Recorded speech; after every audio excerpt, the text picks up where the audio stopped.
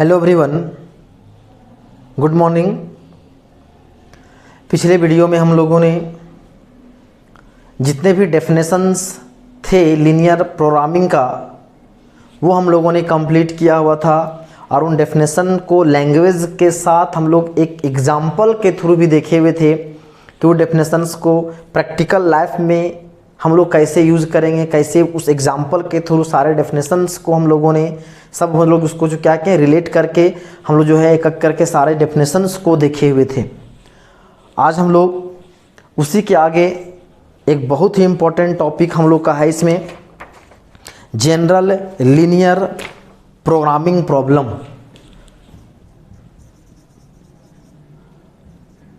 General linear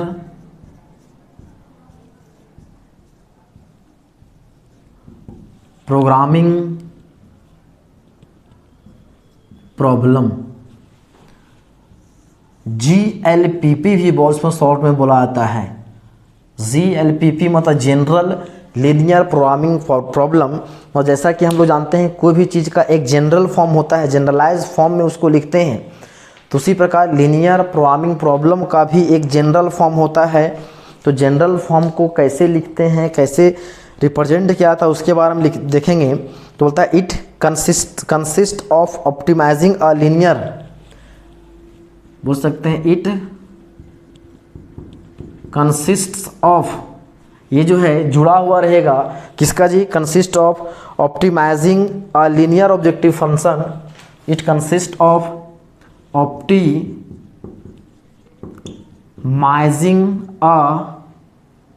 optimizing a linear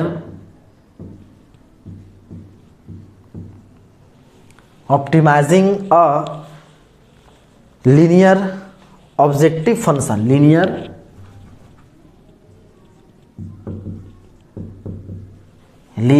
objective function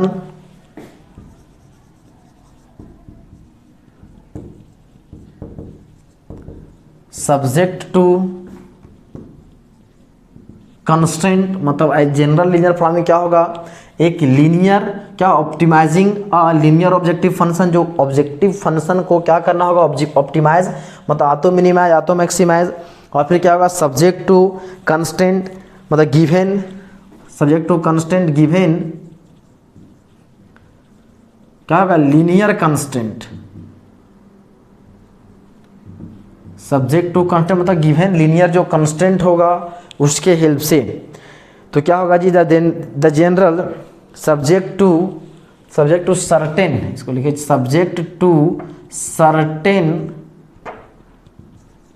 certain given linear constraint. कुछ conditions से जो इन equations बनता था उसी को क्या बोलते थे, कंस्ट्रेंट बोलता है। इसमें क्या क्या होगा, एक ऑब्जेक्टिव फंक्शन, फिर कुछ लीनियर कंस्ट्रेंट्स होंगे, फिर क्या है जी, the general form of LPP written as the general form of LPP is written as, उसको लिख सकते हैं कैसे जी, ऑप्टिमाइज। ऑप्टिमाइज में दो चीज, आ तो मिनिमाइज्ड, आ तो क्या जी मैक्सिमाइज्ड। मिनिमाइज या तो क्या चीज होगा जी, मैक्सिमाइज्ड। और यहाँ पे बोले थे कि ऑप्टिमाइज को किससे, जेड से रिप्रेजेंट किया था, C1x1 plus C2x2 plus dot dot, इधर ले लेते हैं कितना जी, Cnxn। मतलब C1 C2 C3 क्या है, कोई भी कांस्टेंट, x1 x2 x3 क्या है, जो डिसीजन वेरिएबल लेते थे। यहाँ पे x1 x2 x3 है, वहाँ पे जो एग्जांपल पिछला वीडियो में लिए थे वहाँ पे x y लिए थे, यहाँ पे x y z कुछ भी हो सकता है, यहाँ पे x1 x2 लिखा हुआ है। तो क्या है, वो मेरा डिसीजन वेरिएबल है। C1 से कहाँ था जी, C1 x1, C2 x2 से कहाँ, Cn xn। और फिर क्या होगा, सब्जेक्ट टू मतलब सब्जेक्ट टू कंस्टेंट से जो इन इक्वेशन आएगा सो, तो सब्जेक्ट टू कितना हो जाएगा, A11x1 plus A12 a12x2 plus dot dot a1n xn। फिर क्या होगा जी, या तो ये लेस देन होगा या तो इक्वल टू या तो ग्रेटर देन, इसको मान लेते हैं क्या जी b1। मतलब यहाँ जो इन इक्वेशन जो होगा, इन इक्वेशन में इन तीन फॉर्म में से किसी फॉर्म, ये तो कांस्टेंट होगा, या तो लेस देन या तो इक्वल टू या तो ग्रेटर देन, या तो लेस देन और इक्वल टू या तो ग्रेटर देन और इक्वल टू होगा। फिर दूसरा हो सकता है a21x1 a22x2 plus dot dot a2nxn। तो यहाँ से हो जाएगा less than, equal to, greater than, ये हो जाएगा b2। यदि उसी प्रकार लिखें a31x1 a32x2 plus dot dot हो जाएगा a3nxn लेस देन, ये हो जाएगा क्या चीज़ जी, इक्वल टू, ग्रेटर देन, ये कितना होगा b3। यदि आप इसी तरह आगे बढ़ जाएं तो क्या हो जाएगा जी, am1x1 plus am2x2 plus dot dot, ये हो जाएगा amnxn less than, equal to, greater than, और ये कितना हो जाएगा जी bn। ये हम लोग को क्या है, तो ये हम लोग को जितने भी कंस्टेंट है, तो कंस्टेंट से जो ये m ना होगा इधर 1 2 3 4 जा रहा है m तक, तो m तक जितने भी कंडीशन से जो इन इक्वेशन आएगा कुछ इस फॉर्म से, उसको हो जाएगा कंस्टेंट। वेयर यहाँ क्या हो जाएगा x1 x2 x3 and dot dot xn all are greater than और इक्वल टू 0। जितने भी होंगे वो क्या होगा जी, ग्रेटर देन और इक्वल टू 0 ही होगा। ये हम लोग का क्या है, जनरल फॉर्म को दिया गया LPP का। पहला होगा ऑप्टिमाइज, जिसको हमें मैक्सिमाइज या तो मिनिमाइज करना है, जेड के फॉर्म में, इस फॉर्म में होगा। दूसरा होगा सब्जेक्ट टू, मतलब सब्जेक्ट टू कंस्टेंट, जो इन इक्वेशन होगा, जो बोले थे मार्केट कंडीशन से जो इन इक्वेशन मिलेगा। फिर लास्ट में क्या होगा, ANNR मतलब नॉन नेगेटिव रिस्ट्रिक्शन, मतलब जहाँ भी जितने भी वेरिएबल्स हैं, जो डिसीजन वेरिएबल्स हैं, वो क्या होगा, ग्रेटर देन और इक्वल टू 0। अब ये जो दिया गया जो सब्जेक्ट टू कंस्टेंट्स है, कंस्टेंट्स को हम लोग इसी को फॉर्म हम लोग क्या बदल सकते हैं, मैट्रिक्स फॉर्म में लिख सकते हैं। इसी को मैट्रिक्स फॉर्म में भी लिख सकते हैं। चलिए जहाँ लिखे हुए हैं, जहाँ तक लिखे हैं इसको पहले आप नोट करें। In matrix notation it can be written as,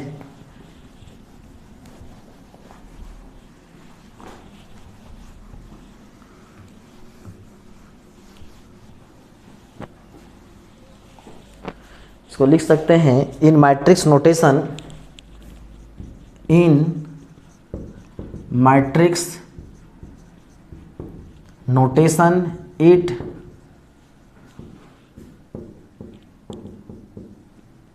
can be written है, जिसको मैट्रिक्स फॉर्म में हम लोग लिख सकते हैं। तो ऑप्टिमाइजेशन, जो ऑप्टिमाइज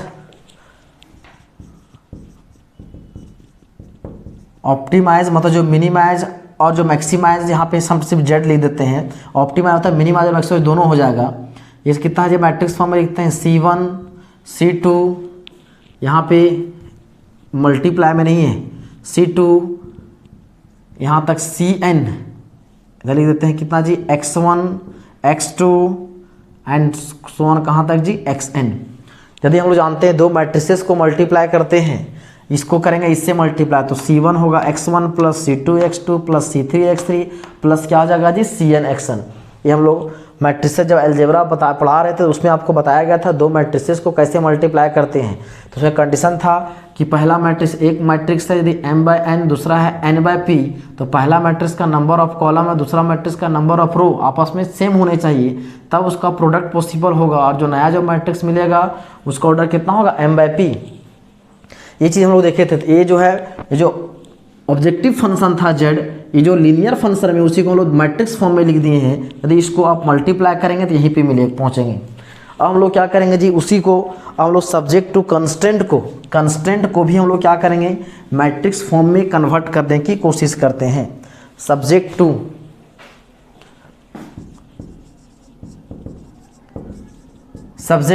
अब देखिए, ये जो सब्जेक्ट टू कंस्टेंट यहाँ पे इतना जो लिखा है, उसी को हम लोग मैट्रिक्स फॉर्म में लिखेंगे। चलिए जहाँ तक है इसको पहले नोट करें, इसी को हम लोग लिखते हैं मैट्रिक्स फॉर्म में। तो इसको लिख सकते हैं हम लोग A11 A12 डॉट डॉट हो जाएगा A1n A21 A22 ये हो जाएगा A2n A31 A32 dot dot dot ये हो जाएगा A3n। यदि हम लोग आगे की ओर बढ़ जाएं हो जाएगा AM1 AM2 हो जाएगा AMN। इसके बाद यहाँ पे क्या हो जाएगा जी X1 X2 and so on, एक यहाँ हो जाएगा जी XN तक। और यहाँ जो कांस्टेंट यहाँ लेस देन आ तो फिर इक्वल टू आ तो ग्रेटर देन, और यहाँ पे क्या हो जाएगा B1 B2 डॉट डॉट कहाँ तक जी BM तक, ये हो गया। तो इसी के फॉर्म में यहाँ पर BN होगा ना, BN तक। अब इसी के फॉर्म में देखिए, इसको यदि लिखेंगे तो आप क्या कर सकते हैं, इसको यदि मल्टीप्लाई करेंगे और इक्वेट करेंगे, यदि आप इसको इससे मल्टीप्लाई करें A11 X1 plus A12 X2 plus A13 X3 plus dot dot A1n XN और इक्वेट करेंगे तो क्या होगा, पहला जो है कांस्टेंट B1, तो पहला जो सब्जेक्ट टू कांस्टेंट का जो पहला जो इन इक्वेशन था यही वाला था, जैसे जो भी जस्ट इसके पहले हम लोग जो इरेज किए। फिर इसको कीजिएगा दूसरा रो को इसका multiply A21 X1 A22 X2 A23 X3 dot dot A2n XN, फिर ये साइंस, फिर क्या होगा B2 A31 X1 A32 X2 A33 X3 and so on A3n XN B3। यदि यहाँ पे B3 भी लिख दे फिर होगा AM1 X1 AM2 X2 AM3 X3 dot dot AMN XN, equate करेंगे तो क्या होगा जी BN। तो हम लोग इससे क्या करेंगे, हम लोग इक्वेशन कंस्टेंट जो इन इक्वेशंस को मैट्रिक्स फॉर्म में लिखेंगे। यहाँ पे क्या होगा X1 X2 X3 and so on XN is greater than और इक्वल टू कितना होगा जी 0 होगा। ये हम लोग क्या किए हैं, तो मैट्रिक्स फॉर्म में लिखे हैं। इसी को हम लोग शॉर्ट में भी लिख सकते हैं। इसी को यदि इतना लॉन्ग में सो जनरलाइज फॉर्म में लिखा हुआ है, इसी को हम लोग इस तरह से लिख सकते हैं, ऑप्टिमाइज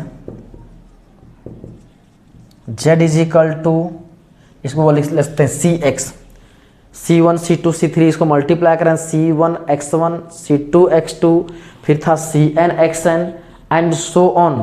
तो वहाँ पर क्या लिखते हैं, इसको जल्दी डायरेक्ट जी CX ऑप्टिमाइज मतलब यहाँ पे मिनिमाइज और मैक्सिमाइज दोनों है। फिर हम लोग सब्जेक्ट को की बात करें, यहाँ लिख देते हैं AX, यहाँ पे less than equal to greater than, और यहाँ कितना हो जाएगा B AX कितना जी लेस देन ग्रेटर देन और क्या चाहिए इक्वल टू, क्या चाहिए हो जाएगा B। फिर यहाँ जितने भी X होंगे वो क्या होगा ग्रेटर देन और इक्वल टू 0। यहाँ पे बोल सकते हैं वेयर, इसके अनुसार से where C is equal to क्या है जी C1 C2 dot dot CN। यहाँ पे फिर X क्या है जी, X हो जाएगा X1 X2 dot dot XN। Capital A क्या है, तो यहाँ A वाला मैट्रिक्स पूरा A11 A12 dot dot AN1n A21 A22 A2n। फिर आगे बढ़ेंगे, ये हो जाएगा AM1 AM2 ये हो जाएगा AM1। X तो आपको लिखा हुआ है। फिर B क्या है जी B1 B2 and dot dot कितना जी BN। वेयर यहाँ पे जितना जो था ABC वो हम लोगों ने क्या कर दिया लिख दिया। तो ये जो फॉर्म है, ये जो फॉर्म यहाँ जो लिखा हुआ है ये इसका क्या है जी जनरलाइज फॉर्म है, मतलब GLPP बोल सकते हैं, GLPP general linear programming problem. मतलब जो जनरल लीनियर प्रोग्रामिंग को जो आप जनरलाइज फॉर्म में लिखेंगे तो इस फॉर्म में लिखना है, मतलब उसको मैट्रिक्स फॉर्म में कन्वर्ट करके आपको इस तरह से लिखा जाएगा। लेकिन हम लोग को जो क्वेश्चंस आप मिलेंगे वो इस फॉर्मेट में मिलेंगे, तो हम लोग को उसी को क्या करना है सॉल्व करना है। तो देखिए इस एक्सरसाइज के लिए जितने भी अगला एक्सरसाइज जो था हम लोग कितना 31.2 उसके लिए जितने भी थियोरेटिकल पोर्शंस थे, जितना ज़रूरत का चीज़ वो हम लोग का हो गया है। फिर उसी में और हम लोग को कुछ पढ़ने हैं कि mathematical formulation of the problem वो सब डिस्कस करेंगे, लेकिन मैथमेटिकल फॉर्मुलेशंस हम लोग बाद में देखेंगे। पहले हम लोग इस चैप्टर का जो है सॉल्यूशन पहले देख लेंगे, उसके बाद यहाँ तक नोट कर लें। ये तो एकदम फिक्स हो गया है ठंड के कारण, खैर कोई बात नहीं।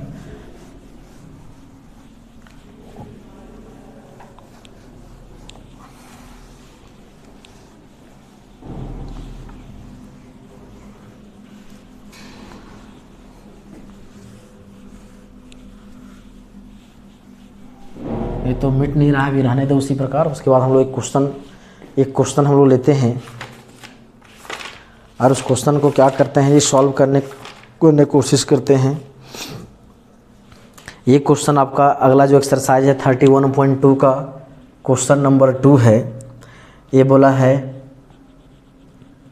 कि मैक्स z इजिकल टू ये है 3x + 4y subject to constant है x + y लेस देन और इक्वल टू 4। यहाँ x इज़ ग्रेटर देन और equal to 0, y is greater than equal to 0। Question number 1 भी डिस्कस करेंगे, लेकिन क्वेश्चन नंबर 2 इसलिए डिस्कस कर रहे हैं क्योंकि वह एक कंस्टेंट का है, क्योंकि वहाँ पे सब्जेक्ट टू कंस्टेंट का जो संख्या है वो कितना है जी, 1 है। तो देखिए क्या ये जो क्वेश्चन है वह जनरल लीनियर प्रोग्रामिंग के फॉर्म में है या नहीं है। देखिए ये मेरा z मतलब ऑब्जेक्टिव फंक्शंस हैं, यहाँ सब्जेक्ट टू कंस्टेंट, वहाँ पे x1 जो वेरिएबल वहाँ माने हुए थे क्या था, x1 x2 x3 से xn तक है। यहाँ पे 2 वेरिएबल है x एंड y है। अब जो भी है यहाँ पे लेस देन और इक्वल टू के फॉर्म में है, फिर क्या होगा यहाँ जी x इज़ ग्रेटर देन और इक्वल टू 0, फिर क्या होगा y इज़ ग्रेटर देन और इक्वल टू 0। तो इस फॉर्म में मतलब जनरल लीनियर प्रोग्रामिंग के फॉर्म में हम लोग के क्वेश्चंस दिए गए हैं, तो इससे कोई दिक्कत नहीं है। हाँ एक चीज़ थोड़ा सा और ध्यान रख लें, थोड़ा सा एक चीज़ और हम लोग को छूट गया। सब्जेक्ट टू जब कांस्टेंट लिख रहे थे जनरल लीनियर प्रोग्रामिंग में, इसमें सब्जेक्ट टू कांस्टेंट था a11 x1, थोड़ा सा उसमें सुधार लीजिएगा, a12 x2 plus dot dot यहाँ लिखे थे a1n xn, तो यहाँ जो लिखना था लेस देन लिखे थे, ग्रेटर देन लिखे तो इक्वल टू लिखे थे, ग्रेटर देन। यहाँ पे आप इक्वल कर दीजिएगा सब, क्योंकि वहाँ पे इक्वल टू का भी साइन होगा। यहाँ पे b1, क्योंकि वहाँ पे इक्वल टू का साइन छूट गया था। जितने भी जहाँ पे इस फॉर्म में जहाँ जहाँ तक लिखे हुए हैं सब में क्या वहाँ पे इक्वल टू लिखिएगा। जैसे a12 x2 a22 x2 plus dot dot a2n xn, तो यहाँ भी होगा less than equal to greater than equal to कितना जी b2। सब में यहाँ पे सिर्फ लेस देन और ग्रेटर देन लिखा, वहाँ पे इक्वल का साइन आप खुद से लगा दीजिएगा। आपके PDF में भी आपको जो लिखा हुआ गलती से छूट गया था। चलिए इसको देख लेते हैं। अब हम लोग देखते हैं इस क्वेश्चन को सॉल्व करते हैं। जो दिया गया क्वेश्चन है वो जनरल लीनियर प्रोग्रामिंग के फॉर्म में दिया गया है। तो सबसे पहला काम क्या करना है जी, बोले थे इसको सॉल्व करना है कि इन इक्वेशन को किस में कन्वर्ट कर दें, इक्वेशन में। इन इक्वेशन को इक्वेशन में कन्वर्ट कर दें तो हो जाएगा गिवन दैट, क्वेश्चन क्या दिया हुआ है जी, ये लिखा हुआ max z is equal to 3x + 4y subject to x + y less than equal to 4, x is greater than और equal to 0, y is greater than equal to 0। और ये मेरा क्या है जी ऑब्जेक्टिव फंक्शन, ये मेरा क्या है जी कंस्ट्रेंट, और ये मेरा क्या है नॉन नेगेटिव रिस्ट्रिक्शन। मतलब ऑब्जेक्टिव फंक्शन जिसको हमें ऑप्टिमाइज करना है, मतलब मैक्सिमम करना है। ये कंस्टेंट मार्केट कंडीशन जो बोले कंडीशन से जो इन इक्वेशन मिलेगा वो क्या कंस्टेंट, और ये नॉन नेगेटिव कंडीशन मतलब x भी पॉजिटिव y पॉजिटिव। हम लोग को सबसे पहला काम क्या करना है जी, इन इक्वेशन को इक्वेशन में कन्वर्ट। तो हो जाएगा यहाँ से कॉरस्पॉन्डिंग इक्वेशन, ये कितना हो जाएगा x + y = 4, एक ही इक्वेशन है। तो क्या करना है जी, एक इक्वेशन है तो इसके लिए हमको कम से कम 2 पॉइंट, हम जानते हैं कोई लीनियर इक्वेशन है उसके लिए कम से कम 2 पॉइंट निकाल करके क्या करें उसका लाइन ड्रॉ करेंगे। तो जाएगा फ्रॉम 1, ये है x + y = 4, यदि पुट कर दें x = 0 तो y का वैल्यू 4, तो देयरफॉर यहाँ से जो पॉइंट हो जाएगा 0 4, एंड यदि पुट कर दो y = 0 तो x का वैल्यू 4, तो अगेन जो दूसरा जो पॉइंट हो जाएगा कितना जी 4 0। तो ये सब सारा चीज़ हम लोग डिस्कस किए थे जब हम लोग इसका जो पहला जो एक्सरसाइज देख रहे थे जो बोला क्लास 11 पे बेस्ड है वो चीज़, तो एक एक करके सारा चीज़ हमको देखे हुए थे। अब क्या करना है, एक लाइन ड्रॉ कर दें, हो जाएगा x, इधर y, इधर हो जाएगा x डैश, तो हो जाएगा y डैश, ओरिजिन 1 2 3 4 5, 1 2 3 4 एंड 5। कितना इधर एक एक पॉइंट इधर ले लेते हैं, -1 -1 कितना है जी 0 4 एंड कितना 4 0। इन दोनों पॉइंट्स को आप स्केल से क्या कीजिएगा, मिला दीजिएगा। ये हो जाएगा लाइन नंबर 1। या तो इसका पूरा कंप्लीट इक्वेशन ही लिख दें, x + y = 4, क्योंकि जब क्वेश्चन में एक इक्वेशन रहेगा उसको इक्वेशन लिखें, या तो नंबरिंग करें कोई दिक्कत नहीं, लेकिन जब क्वेश्चन में एक से अधिक इक्वेशंस रहेंगे तो ज़्यादा बेटर होता है क्या लिखना जी, उसका इक्वेशंस नंबर लिखना, 1 है 2 है कि 5 है तो 6 है, क्योंकि इक्वेशंस लिखने में कॉपी आपको भरा भरा नज़र आएगा।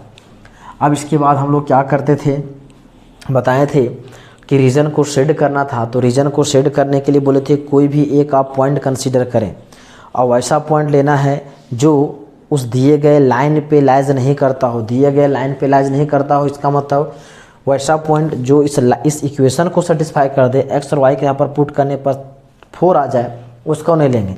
जैसे 4 0 नहीं लेंगे, 0 4 लेंगे तो 4 आ जाएगा, 1 3 नहीं लेंगे, 3 1 नहीं लेंगे, 2 2 नहीं लेंगे। ये सब इस तरह का पॉइंट्स हम लोग को 6 -2 नहीं लेंगे, 6 -2 लेंगे इसी पर लाइज कर जाएगा।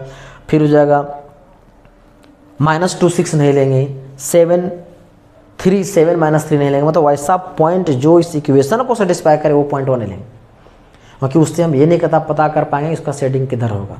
तो क्या करेंगे, वैसा पॉइंट लेना है जो इस लाइन पे लाइज नहीं करता हो। कोई भी एक पॉइंट कंसिडर कर लें, इधर का बहुत सारा पॉइंट है, इधर का बहुत सारा पॉइंट है, कोई पॉइंट, लेकिन हम लोग को बेटर अपने अनुसार, अपने क्वेश्चंस के अनुसार से जल्दी से बनने के लिए, आसानी से बनने के लिए हम लोग कौन सा पॉइंट लेते थे जी 0 0, क्योंकि 0 0 लेने से हम लोग का क्वेश्चन आसान हो जाता था। कहते हैं consider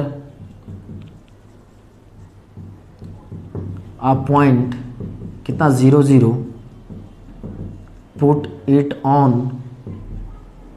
given in equation. In equation क्या है जी, x + y <= 4, 0 + 0 <= 4, 0 <= 4। ये क्या हो गया, ट्रू।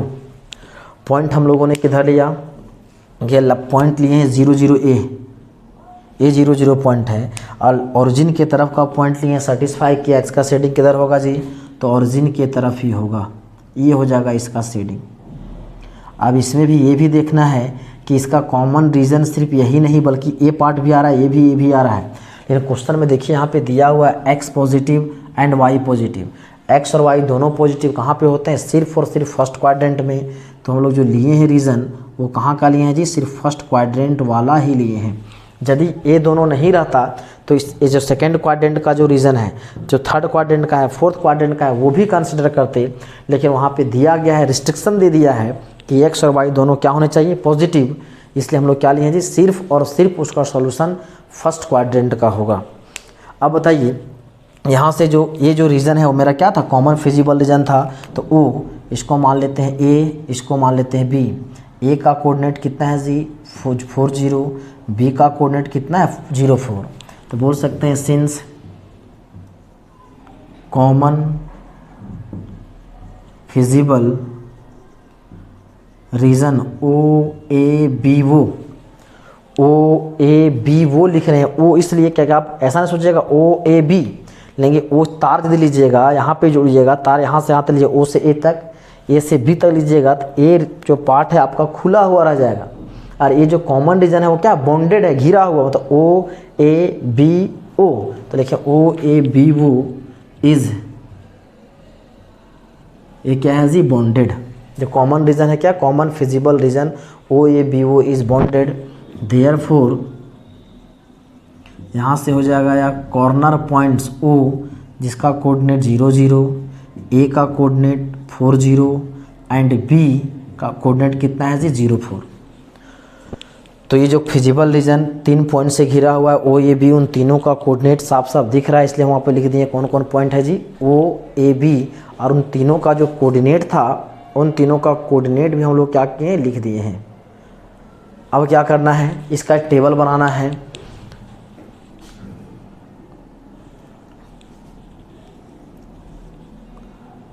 तो यहाँ पे क्या होता है, कॉर्नर पॉइंट्स, फिर क्या हो जाएगा यहाँ से z, तो z का वैल्यू देखिए कितना है 3x + 4y, 3 पॉइंट्स हैं, एक है ओरिजिन 0 0, फिर है एक है A 4 0, एक है B 0 4, और इन कॉर्नर पॉइंट्स पे इन सब का वैल्यू निकालें, z का वैल्यू तो होगा 3 × 0 + 4 × 0 = 0, z = 3 × 4 + 4 × 0 हो जाएगा 12। यहाँ पे लेंगे 3 × 0 + 4 × 4, तो ये कितना हो जाएगा जी 16। अब देखिए ये जो सेट ऑफ वैल्यूज़ था वही मेरा क्या, उसमें मैक्सिमम और मिनिमम दोनों हैं, लेकिन क्वेश्चन में क्या बोला है जी मैक्सिमम, तो मैक्सिमम वैल्यू आपको दिख रहा होगा कि मैक्सिमम कितना है जी 16 है। तो यहाँ पे बोल सकते हैं कि ये जो वैल्यू है यहाँ पे बगल में दे दें, ये क्या है मैक्सिमम। तो देयरफॉर आंसर क्या हो जाएगा, तो देयरफॉर बोल सकते हैं कि मैक्स z = 16 एट कौन सा पॉइंट जी 0 4, ये हो जाएगा इसका रिक्वायर्ड आंसर। ये हो जाएगा मैक्स z = 16 एट कौन सा पॉइंट पे 0 4 पे, मतलब वो 0 4 पे मैक्सिमम आएगा। इसका मतलब ये हुआ कि x जो प्रोडक्ट जो बिजनेस करेगा वो एक भी नहीं बनाएगा, और y जो प्रोडक्ट होगा जो होगा वो बनाएगा 4 यूनिट बनाएगा, तो उसको क्या होगा मैक्सिमम प्रॉफिट होगा। तो ये हम लोगों ने इसका आंसर ले आए हैं। हम लोग आंसर वेरीफाई करके देखें, आंसर कितना है जी, ये दिया हुआ है 16 एट कितना, ये दिया हुआ 0 4, ये हम लोग का आंसर दिया गया है। तो इस तरह से हम लोग का एक पहला क्वेश्चन एक बार ये भी क्वेश्चन बोर्ड एग्जाम में आपको जो है आपको पूछा गया है, क्योंकि एक कांस्टेंट वाला क्वेश्चन एक बार आपको पूछा गया है। तो इस तरह से एक कांस्टेंट वाला होगा, सबसे आसान होगा, तो इतना बड़ा बनाइएगा तो कंप्लीट जो है 5-6 मार्क्स का क्वेश्चन है। हाँ, लेकिन जनरली 1 कांस्टेंट वाला क्वेश्चन पूछता नहीं है। अब जब इन जनरली जब भी पूछता है तो 2 कांस्टेंट, एक कांस्टेंट का संख्या 1 है, वहाँ पे 2 कांस्टेंट वाला सबसे ज़्यादा पूछा गया है। तो सब सारे क्वेश्चन को हम लोग एक एक करके सारे चीज़ को डिस्कस करेंगे। फिलहाल अभी यहाँ तक जो बताए हैं इतना पहले नोट कर लें, और आपको कुछ क्वेश्चंस होंगे आप प्रैक्टिस कीजिएगा। हाँ, लेकिन इससे पहले जो डेफिनेशंस इतने बताए हुए हैं उन डेफिनेशंस को आपको पढ़ना बहुत ज़रूरी है, क्योंकि उससे रिलेटेड क्वेश्चंस यदि आएंगे तो आप बना सकते हैं। ऑब्जेक्टिव क्वेश्चन यदि डेफिनेशंस पूछ दे तो खैर चलिए इसको नोट कर लें। आज के लिए इतना ही, बचे हुए जो क्वेश्चंस हैं उसका डिस्कस हम लोग नेक्स्ट वीडियो में करेंगे। धन्यवाद।